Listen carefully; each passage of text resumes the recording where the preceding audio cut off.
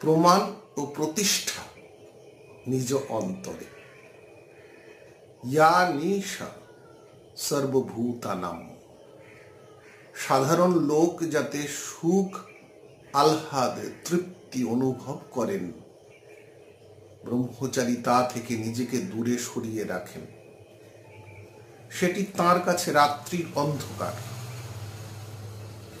বিভূতির ঐশ্বর্য যখন সাধারণের উল্লাসের কারণ, ব্রহ্মচারী সেখানে পরম সন্তর্পণে অতি সাবধানে পথ চলেন, কারণ তিনি জানেন এই সময় পদস্খলন সম্ভব ও সহজ।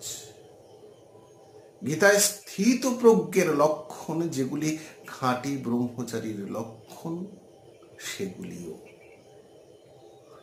ব্রহ্মচর্যের চূড়ান্ত লক্ষণ প্রমাণ এবং প্রতিষ্ঠা। পরিশেষে কিন্তু ব্যক্তি নিজে।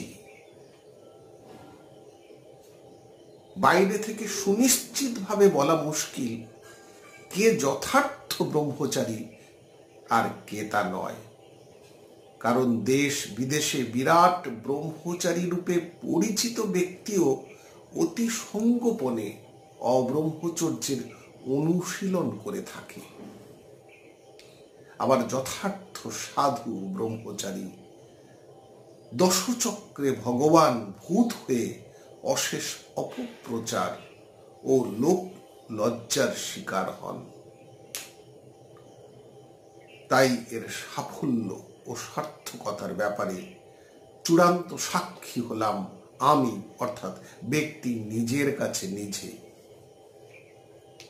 একমাত্র আমি নিজে জানি আমি দেহ, মনে, প্রাণে সর্বতোভাবে বীর্য সংরক্ষণে প্রযত্নশীল কিনা,